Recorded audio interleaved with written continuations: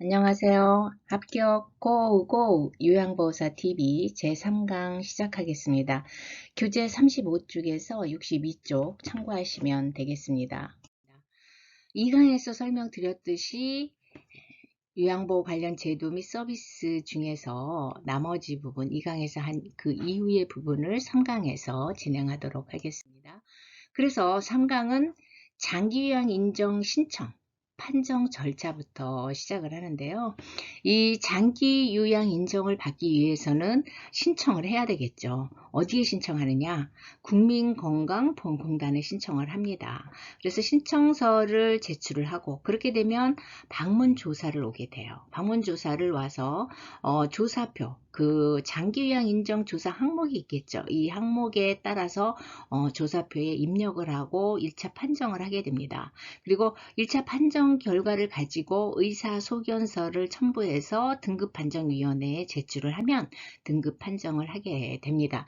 그런데 우리가 흔히 등급 판정은 국민건강보험공단에서 하냐 등급판정위원회에서 하냐 시험이 잘 나와요. 근데 등급판정이기 때문에 이렇게 기억하세요. 등급판정위원회 등급판정이기 때문에 물론 이제 국민건강보험공단 안에 있는 위원회이긴 하지만 그래도 구체적으로 등급판정위원회에서 한다는 것을 이제 시험에서 질문을 하게 되고 그 시험의 해답은 등급판정위원회일 수밖에 없습니다. 다 이제 신청자는 본인 가족, 친족 또는 이해관계인 이 부분이 시험에 또 나오죠. 그리고 사회복지 전담 공무원 같은 경우는 그냥 신청할 수가 없어요. 어떻게 신청해야 되나? 본인이나 가족의 동의가 있으면 신청할 수 있어요. 사회복지 전담 공무원에게 본인이 또 가족이 우리 신청 좀 해주세요 라고 했을 때 그런 동의가 있어야 신청을 하게 되고요. 또한 시장, 군수, 구청장이 지정하는 자도 신청할 수가 있습니다. 그러나 요양보호사 신청할 수 없어요. 이해관계가 없는 이웃 신청할 수 없어요. 통장도 신청할 수 없습니다. 자, 이제 여기 인정 신청을 하면 방문조사를 나온다고 그랬죠? 그러면 방문조사는 국민건강보험공단 소속 직원이 나오는데 전문성이 있는 사회복지사나 간호사 등이 나오게 됩니다. 이분들이 신청인 거주지를 방문을 해서 장기 요양 인정 조사 항목에 있는 것을 다 조사를 하겠죠.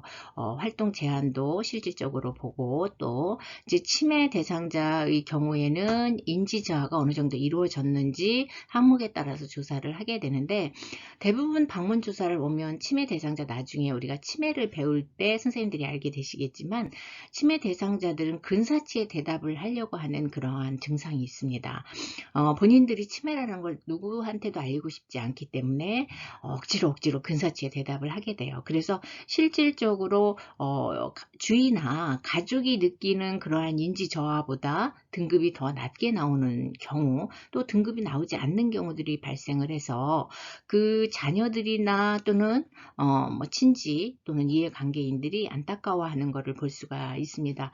그렇지만 이런 경우에도 또 재신청할 수가 있으니까 재신청을 해서 등급을 받는 그러한 여러 가지 절차를 거치면 등급 판정이 될 수 있습니다. 자, 이렇게 신청을 해서 방문 조사를 하는 것까지 이번 페이지에서 한번 알아봤고요. 그 다음에 등급 판정을 하는데 공단은 이제 조사표에 따라서 1차 판정을 한다고 그랬죠. 1차 판정을 한 후에 등급판정위원회에 제출을 하게 되겠죠. 그렇게 되면 최종 판정을 등급판정위원회에서 합니다. 그런데 이게 또 잘 나오죠. 판정은 신청서를 제출한 날로부터 얼마 이내? 30일 이내에 완료를 해야 됩니다. 또 뭐 그렇지만 이 경우는 정밀조사를 해야 될 것 같아 라는 그러한 필요가 있으면 연장할 수는 있습니다. 그러나 대부분 30일 이내에 완료를 하게 됩니다. 그 다음에 판정 결과는 장기 요양은 1등급에서 5등급까지 장기 요양 등급이고요. 새로 이제 생긴 게 인지 지원 등급이라고 해서 인지 프로그램을 지원받을 수 있는 그런 등급이 44점 미만이면 이하면 인지 지원 등급이 됩니다. 다음에 이제 판정 결과를 통보하게 돼요. 장기 요양 인정 유효 기간은요. 이것도 잘 나오죠. 최소 2년 이상입니다. 2년 이상. 유효 기간 갱신을 할 때 직접 등급과 갱신을 해요. 유효기간 2년이 지나서 다시 등급 판정을 받아야 되니까 유효기간을 갱신을 해야 되겠죠. 이때는 직전 등급과 같은 등급을 판정받은 경우에는 유효기간이 1등급 경우 4년입니다. 1등급 4년. 1등급은 처음에 2년에 더블이죠. 2배 4년. 그 다음에 2등급에서 2, 3, 4등급. 3개죠? 3개 등급이죠? 그러니까 3년. 1등급 예외예요. 더블 4년. 이렇게 기억하시고요. 2, 3, 4등급 3개니까 3년. 그 다음에 그대로 5등급은 가장 경미한 경우이기 때문에 원래 받았던 2년, 또 인지지원 등급도 경미하기 때문에 2년. 그렇게 외우시거나 5와 인지지원 2개니까 2년. 이렇게 외우시면 조금 더 좀 이미지화가 되죠. 그래서 잘 외워질 수가 있습니다. 자, 그 다음에 자, 장기 요양 등급은 몇 등급까지 있다고 그랬죠? 앞에서 우리가 5등급까지 있는데 1등급에서부터 5등급까지 있는데 인지 지원 등급이 새로 생겼다라고 말씀을 드렸죠. 자, 그러면 이 1등급은 인정 점수, 그 조사표에 의해서 또는 등급판정위원회에서 판정을 한 점수, 이게 95에서 100점 사이, 95점 이상이죠. 그러니까 1등급은 95점 이상, 95점이면 A뿔이죠. 이렇게 기억을 하시면 외우기가 쉽겠습니다. A뿔.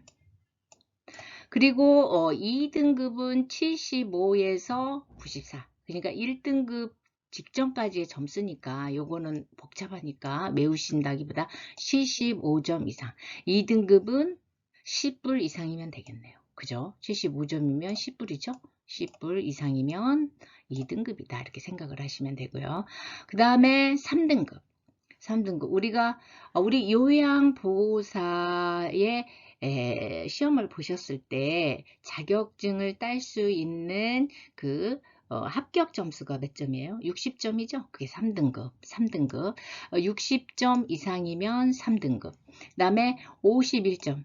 딱 중간 51점 이상이면 4등급. 그 다음에 5등급은 50점도 안 됩니다. 45점. 45점일 경우에 5등급. 그 다음에 45점 밑에 44점은 인지 지원 등급이라고 볼 수가 있어요. 자, 그런데 1등급의 경우에는요. 전적으로 다른 사람이 도움이 필요할 경우에 1등급의 판정을 받습니다. 도저히 다른 사람이 도와주지 않으면, 지원을 받지 않으면 움직일 수 없어요. 생활을 할 수가 없어요. 이렇게 전적으로 다른 사람 도움 필요한, 예를 들면 아주 와상 환자, 똑바로 누워만 지낼 수밖에 없는 분들이라든가 이렇게 이제 전적으로 다른 사람의 도움이 필요한 경우. 다음에 2등급은 상당 부분 다른 사람의 도움이 필요해요. 상당히 여러 측면에서 다른 사람 도움이 필요하고요. 그 다음에 3등급은 부분적으로 다른 사람의 도움이 필요해요. 다 전적으로 또 굉장히 여러 측면에서는 아니지만 어떤 부분에 있어서는 다른 사람이 도움이 필요하고요.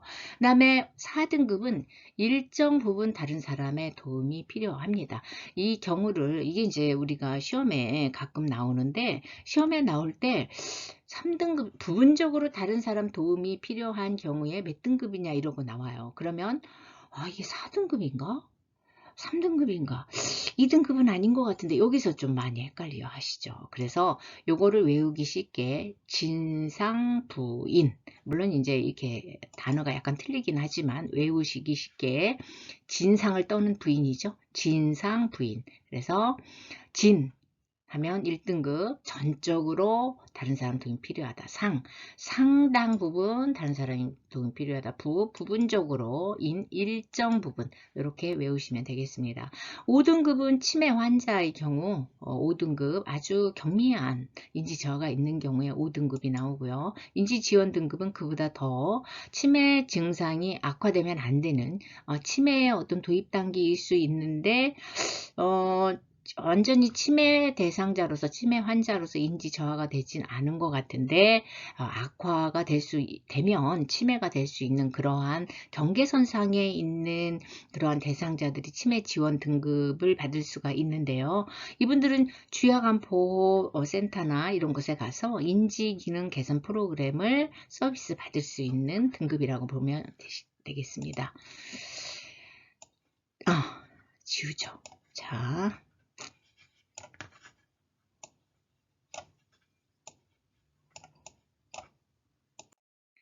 자, 다음에 장기 요양급여 내용입니다. 재가급여. 앞에서 잠깐 우리가 한번 봤었죠? 재가급여. 재가급여는 방문 요양이 있다고 그랬죠? 방문해서 요양보호하는 거. 그 다음에 방문해서 목욕해주는 방문 목욕. 또 간호해주는 방문 간호가 있고요. 주야간보호센터에서 주로 하시는 일이죠. 그 다음에 단기보호, 기타 재가급여. 기타 재가급여는 뭐가 있었죠? 복지연구가 있었죠. 이렇게 이제 재가급여는 하나, 둘, 셋, 넷, 다섯, 6개로 나눌 수가 있네요. 그죠? 방문요양, 방문목약, 방문간호, 주야간보호, 단기보호, 기타 재가급여. 다음에 이제 시설급여가 있습니다. 시설급여는 노인요양시설과 노인요양 공동생활가정이 있었죠. 그런데 노인요양시설은 몇 인 이상? 그렇죠. 앞에서도 우리 배웠잖아요. 10인 이상. 노인요양 공동생활가정은 9인 이내. 그죠? 그래서 노인요양 공동생활가정의 특징은 가정과 같은 주거 여건과 급식 요양을 하는 곳이고, 또 노인요양시설은 노인을 입소시켜서 급식 요양을 하는 곳이라고 했죠. 이렇게 구분을 해서 외우시면 될 것 같습니다. 다음 특별현금급여. 가족 요양비, 특례 요양비, 요양병원 간병비가 있는데요. 가족 요양비는요, 주로 도서, 저 시골, 또 벽지, 또 섬 이런 곳, 또 천재지변이 있거나 수급자의 신체, 정신 또는 성격상의 사유 등의 아주 극명한 사유가 있을 때, 또 가족으로부터 방문 요양 급여를 받을 때, 또 특례 요양비 같은 경우는 장기 요양 기관이 아닌 노인 요양 시설 등에서 재가를 받거나 또는 시설급여, 상당급여를 받을 수 있는 것, 또 요양병원 간병비, 요양병원에 입원했을 때 등 특별 현금 급여들이 지급이 됩니다.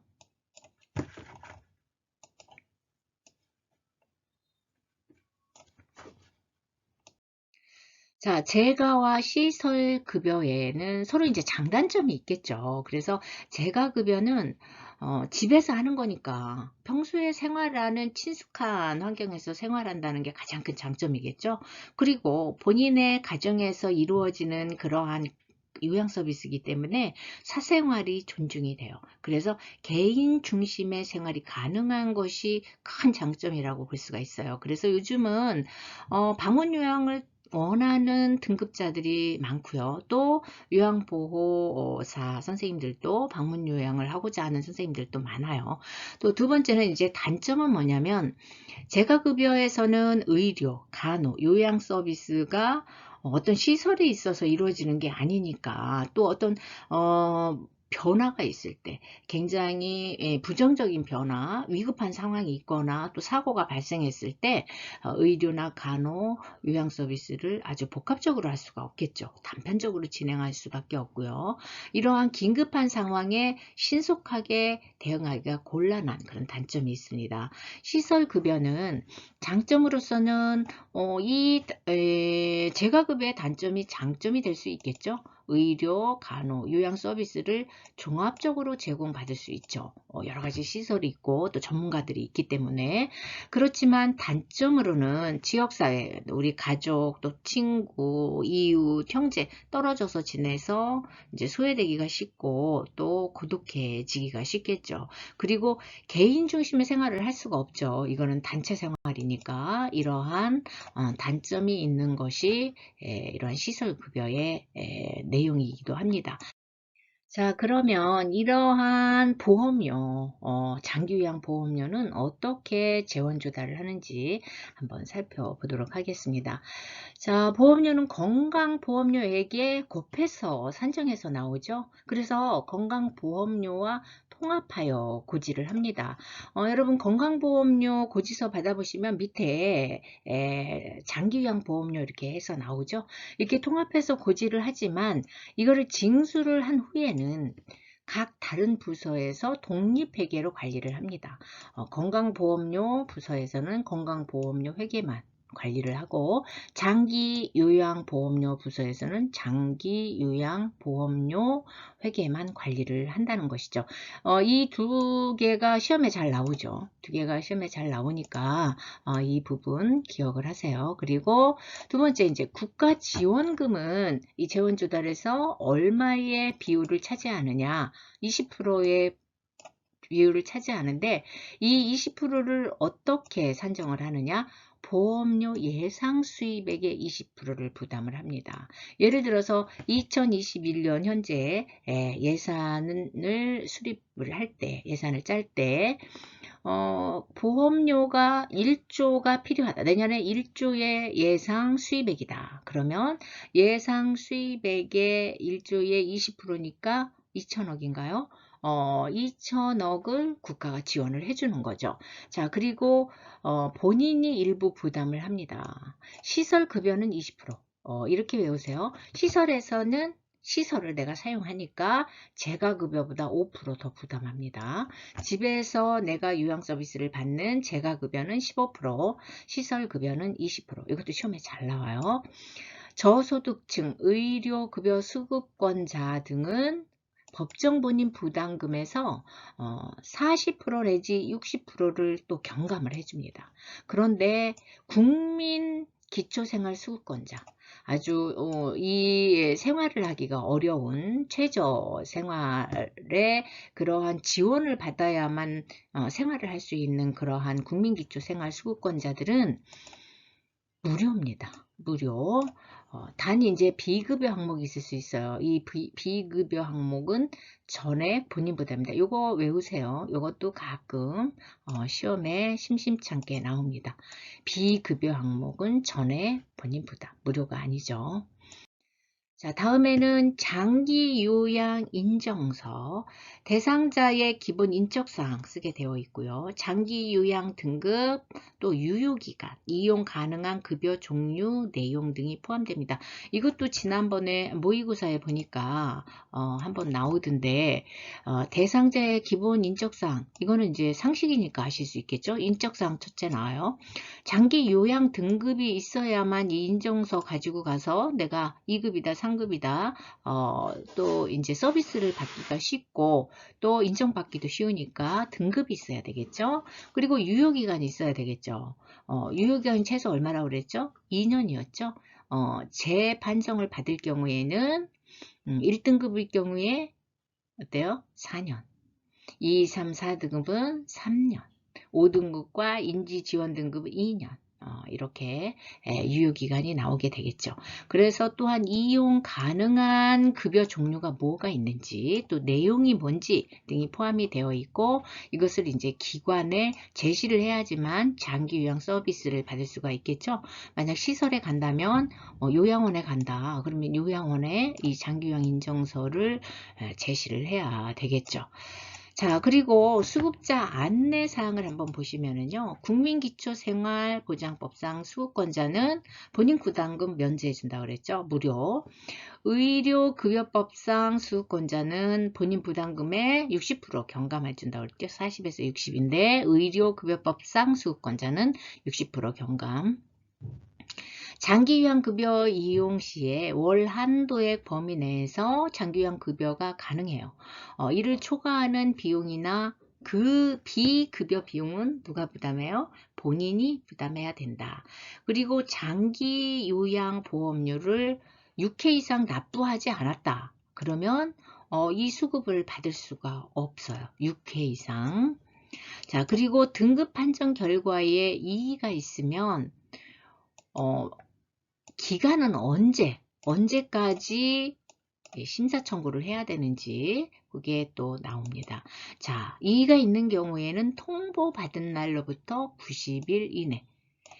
우리가 등급 판정을 받는 거는 신청서를 제출해서 얼마 이내에 등급 판정을 해줘야 된다고 했죠? 30일 이내. 그죠? 그런데 등급 판정 결과에 이의가 있어요. 나는 등급 판정을 2급을 받을 줄 알았는데 4급이 나왔다. 이거는 분명히 뭔가 잘못됐다. 그래서 이의 신청을 해야 돼요. 그래서 심사 청구를 해야 되는데 그거는 이제 내가 등급 판정을 통보받은 날로부터 90일 이내. 그러니까 3달 이내에는 심사 청구를 해야 되겠죠. 갱신은 또 언제 해야 되냐? 유효기간이 끝나기 90일 전부터 30일 전까지. 그러니까 30일 전까지는 공단에 신청을 해야 됩니다. 한 달 전까지는 공단에 신청을 해야 되는데 언제부터 가능하냐? 3달 전부터 가능하다 이 얘기죠. 자, 다음. 이러한 장기 요양보험을 이용을 할 때는요, 표준 장기 요양 이용 계획서라는 것을 활용할 수가 있습니다. 이 표준 장기 요양 이용 계획서는 장기 요양 서비스를 이용할 수 있도록 안내하는 역할을 해요. 그죠? 이 계획서라는 것은 어떠한 지침을 우리에게 알려주고 그리고 방향성을 알려주는 역할도 하는 거기 때문에 이 장기 요양 서비스를 이용할 수 있는 안내 역할을 하는 것이라고 보시면 되겠고요. 장기 요양 기관이 대상자를 이해하는데 도움이 되는 자료이기도 해요. 기관이 대상자를 이해하는데 도움이 되는 자료죠. 대상자 등급에 따라서 이용 가능한 한도액이 있을 테고요. 본인 부담률도 있을 테고요. 또 공단에서 제시하는 급여의 종류, 횟수, 또 비용, 복지용구 등이 기재가 됩니다. 그리고 서비스 제공 계획을 수립할 때 또한 이러한 표준 장기 요양 이용 계획서가 필요하겠죠. 자, 다음에 이제 등급을 받지 못한 등급 외의 자의 지원 사업이 또 있어요. 그래서 등급 외의 자의 지원 사업으로서는 노인보건복지 사업이 있고요. 그 다음에 국민건강보험공단에서 하는 만성질환자 사례관리 사업, 만성질환자의 사례를 관리하는 또 노인건강관리 사업이 있는데 노인보건복지 사업이라는 것은 노인 장기요양보험 인정신청 했어요. 그런데 등급 판정을 받지 못했어요. 이를 등급 외자라고 하죠. 그래서 이분들은 노인 돌봄 기본 서비스를 받거나 노인 돌봄 종합 서비스, 또 노인복지관 활용할 수 있죠. 사회복지관 활용할 수 있죠. 여기에서 서비스를 받는 그런 사업을 지자체에서 하고 있죠. 그리고 이제 국민건강보험공단에서 또 따로 만성질환자 사례관리 사업을 하는데 만성질환자라는 건 뭐예요? 이런 고혈압, 당뇨, 관절염 이렇게 만성질환이 있는 노인들에 대한 관리죠. 또 건강관리나 의료 이용에 관한 정보 제공을 해주고요. 생활습관 개선, 상담 서비스 이런 것들 만성질환자들이 본인들의 사례를 어떻게 이제 관리를 할 건지에 대해서 구체적으로 그 개인별의 욕구에 따라서 이러한 생활습관 개선도 해주고 상담해주는 서비스들을 제공하는 그런 사업을 하고 있다고 보시면 되겠죠. 그리고 노인건강관리 사업이라는 것은 노인의 건강을 해서 질병 예방을 해서 노인 체조, 뭐 또 게이트볼, 스트레칭, 생활댄스, 탁구, 경로당이나 마을회관, 운동경기장, 공원 등에서 실시해요. 공원에 가면 우리 뭐 이 에어로빅 같은 거 많이 생활댄스 같은 거 많이 하는 거 보실 수가 있을 거예요. 아침마다 이제 선생님들이 나와서 댄스를 가르쳐주고 또 에어로빅을 가르쳐주고 하는 것들을 보실 수가 있는데 이게 이제 운동경기장에서 할 수 있고요. 마을회관에서도 할 수 있고 경로당에서도 할 수 있도록 이 사업을 확대를 하고 있다는 것이죠. 자, 다음은 우리가 이제 이러한 요양 서비스를 위해서요. 요양 대상자한테 욕구 조사를 해야 돼요. 그러면 이 욕구에는 우리는 어떤 게 있는가를 한번 살펴볼 필요가 있겠죠. 자, 욕구에는 메슬로우 욕구 5단계가 있었어요.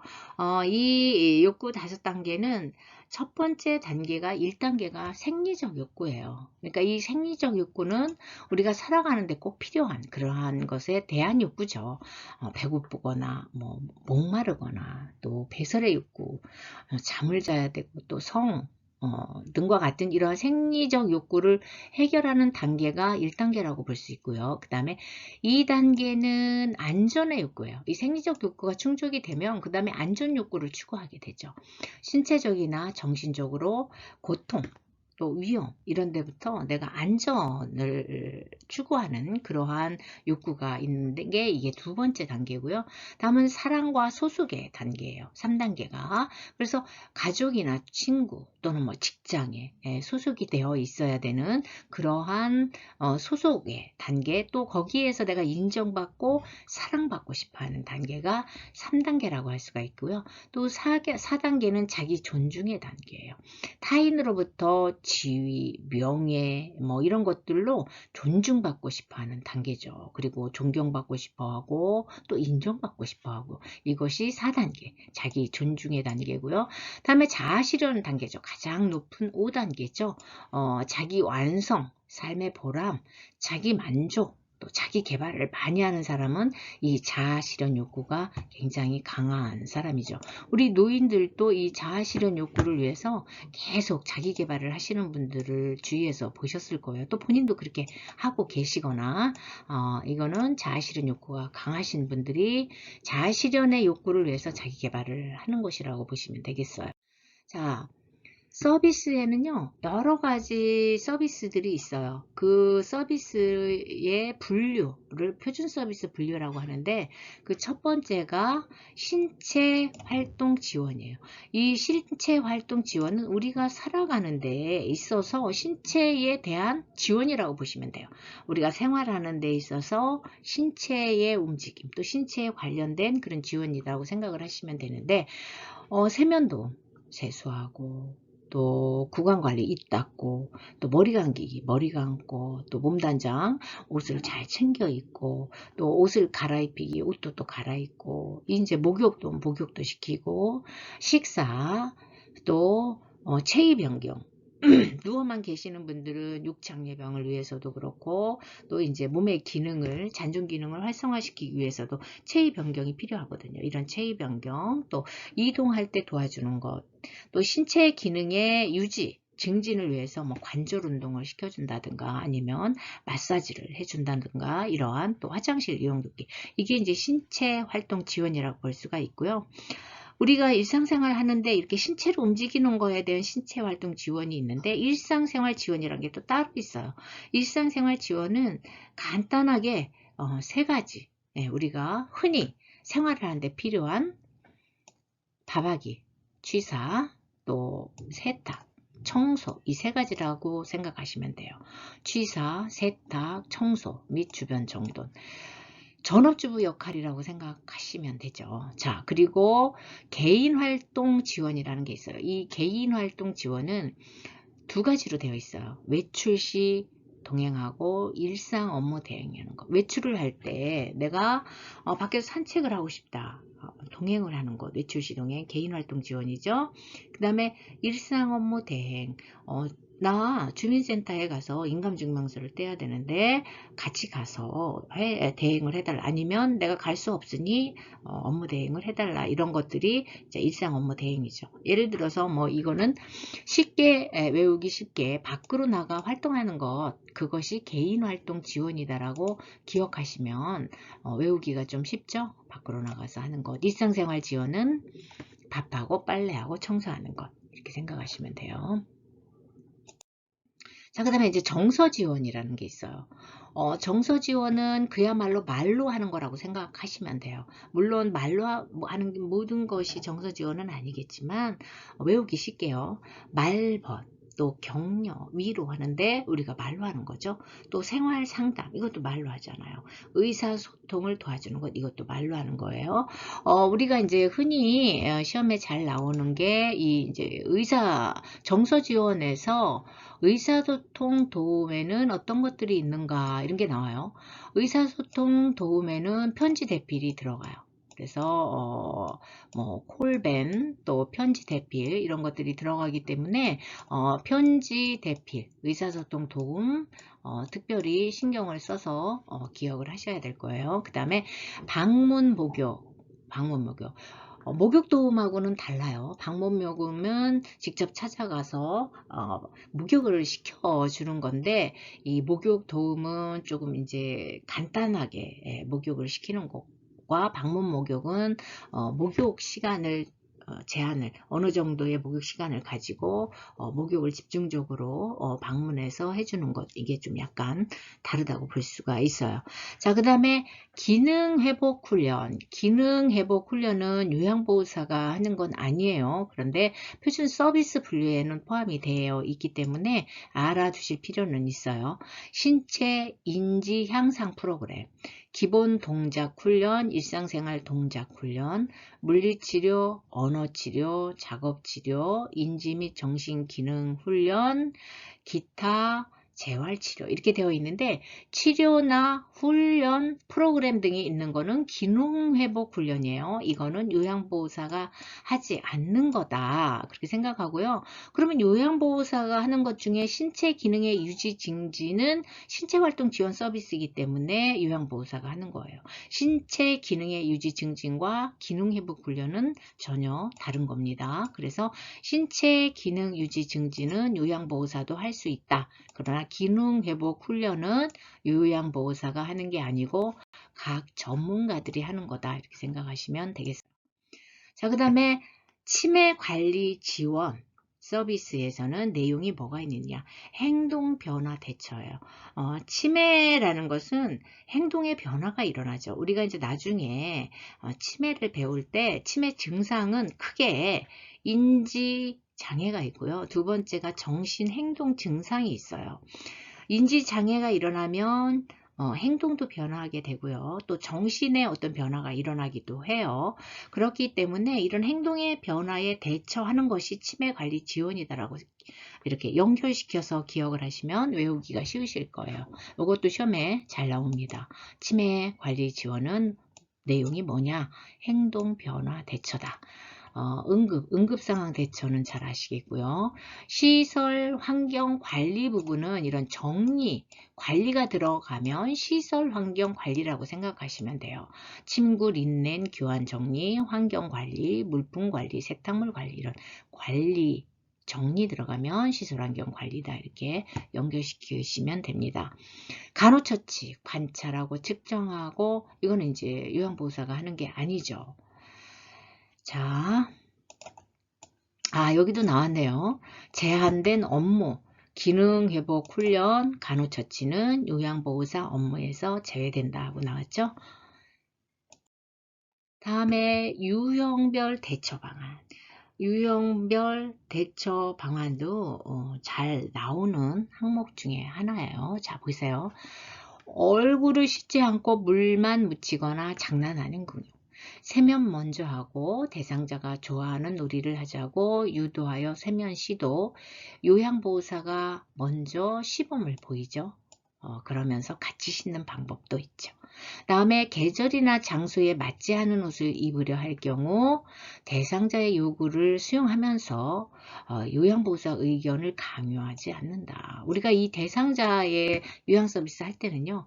강요하지 않는 게 기본 개념이에요. 강요하지 않는다. 입고 싶어 하는 옷을 안에 입히고 겉옷을 상황에 맞게 입도록 한다. 이것도 시험에 가끔 나죠. 입고 싶어 하는 옷을 안에 입혀요. 본인이 입고 싶어 하니까. 그리고 겉옷을 상황에 맞게 입히면 대상자도 그거에 대해서 수용을 하게 되는 것이죠.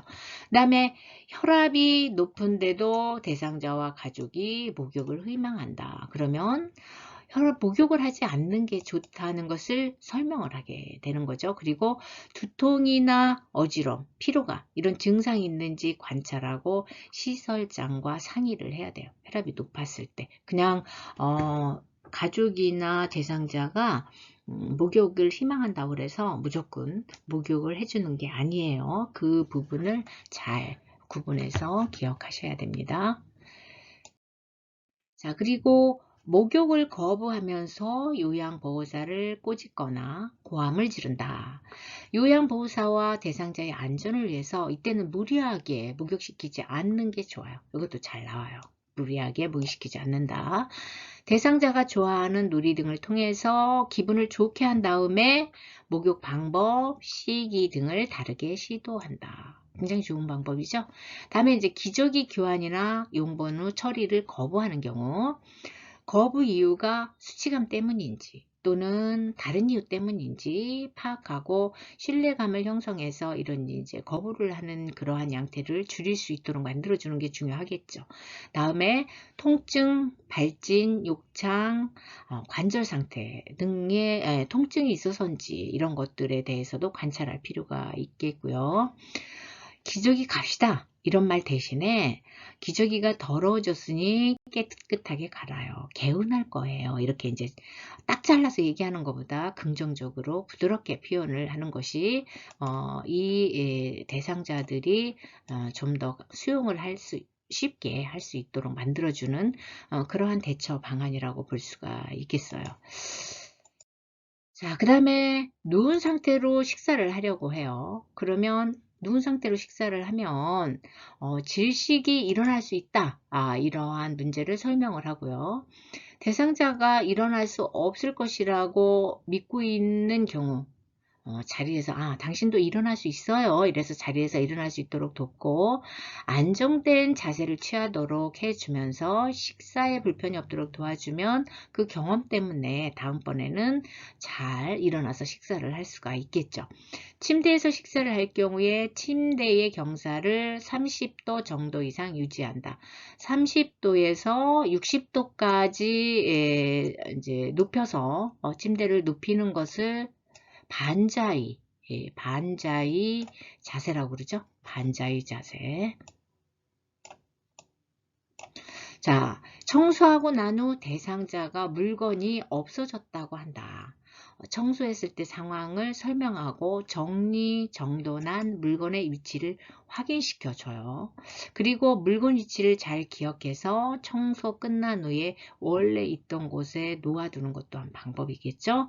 또 대상자와 의견이 상충되기 전에 가족과 시설장에게 알리는 것도 한 방법이라고 해요. 자, 다음에 대상자 세탁물 이외의 세탁물이 세탁기 안에 있어요. 대상자만을 위해서 우리는 서비스를 하게 되어 있기 때문에 이럴 때 세탁물은 일단 세탁한 후에 대상자의 세탁물만 세탁하도록 되어 있는 기준을 알려줄 필요가 있어요. 다음부터는 그런 일이 발생하지 않도록 계속 세탁물이 같이 들어 있어서 세탁을 요구할 때는 시설장에게 보고를 해야 됩니다. 다음에 이제 고액과 관련된 은행 업무를 맡겨서 부담이 돼요. 고액인데 돈을 찾아오려는 거예요. 이럴 때는 가능한 한 대상자가 못 갈 때는 가족과 함께 동반을 하고요.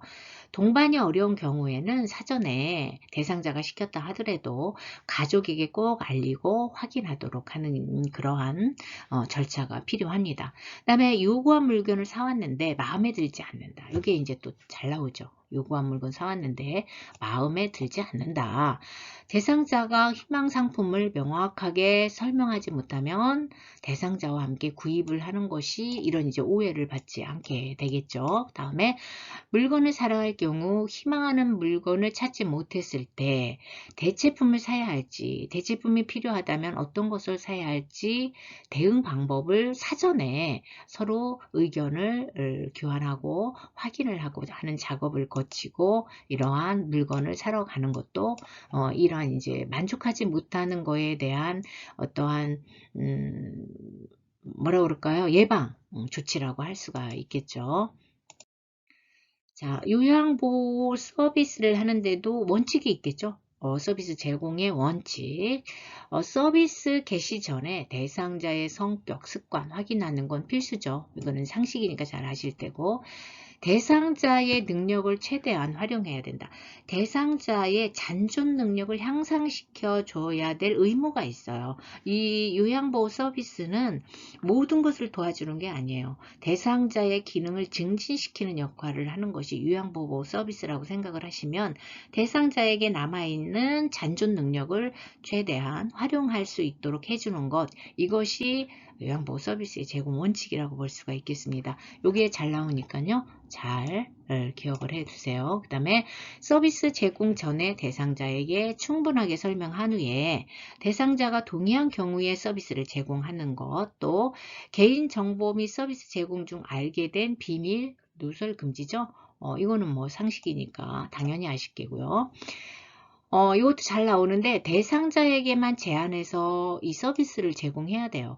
아까 이제 세탁물이 가죽의 세탁물이 대상자의 세탁물과 같이 섞여 있을 때 그거는 대상자만을 위한 서비스를 하는 게 아니기 때문에 자꾸 그런 일이 반복이 되면 시설장하고 보고를 하고 시설장에게 협조를 구해야 된다는 것이죠. 다음에 이제 서비스를 추가하거나 변경하거나 또 의료적 진단 등이 필요한 경우에는 시설장에게 보고를 하고 해야 되죠. 독단적으로 행동해서는 안 된다. 독단적으로 추가 변경해서도 안 돼요. 또 흡인, 비위관 삽입, 관장, 도뇨, 욕창 관리, 투약, 이 모든 의료 행위는 요양보호사가 할 수 없어요. 이거 잘 나와요. 다만 경구약 및 외용약은 요양보호사가 취급할 수 있어요. 관리할 수 있어요. 그래서 이 부분이 요양보호사가 취급할 수 있는 건 어떤 것이냐 이렇게 나오면 경구약 및 외용약 관리라고 해주면 됩니다. 다음에 이제 서비스 제공 중에 대상자에게 응급 상황이 발견이 됐어요. 발생이 됐어요. 그러면 우선순위에 따라서 응급의 우선순위에 따라서 응급처치를 해야 되겠죠. 그리고 대상자와 수직적인 관계가 아니고 상호 대등 관계예요. 나는 뭐 대상자를 내가 케어하니까, 내가 대상자에게 서비스를 하니까 내가 대상자의 상위에 있다 이렇게 생각하면 절대 안 되고요. 수직관계가 아니죠. 상호 대등 관계입니다. 이것도 시험에 잘 나요. 상호 대등 관계. 요양보호사에게는 또 역할이 있죠. 요양보호사 역할. 6가지 정도의 역할이 있는데 첫 번째가 관찰자 역할이에요. 우리 대상자의 맥박, 호흡, 혈압 이런 변화, 또 투약 여부, 약을 드셨는지, 또 질병이 변화, 예를 들어서 뭐 소변을 보셨는데 소변에 거품이 많이 나온다. 소변에 혈액이 섞여 나온다. 맥박이 1분에 70번 뛰어야 되는데 100번 뛴다. 뭐 이렇게 되면 변화가 일어나는 거니까 이걸 관찰해서 보고를 해야 되겠죠. 그리고 정보 전달자, 이러한 관찰한 내용, 그리고 대상자의 신체적, 심리적인 정보, 심리적인 어떤 변화가 있거나 신체적인 이런 관찰에 변화가 있으면 그 정보를 가족이나 시설장이나 관리 책임자, 의료진에게 전달해야 되는 정보 전달자 역할이 있어요. 이러한 내용을 알려야 된다. 그건 뭐예요? 정보 전달자. 시험에 나올 때 그렇게 되면 이러한 변화, 신체적 변화, 심리적 변화를 알려야 된다.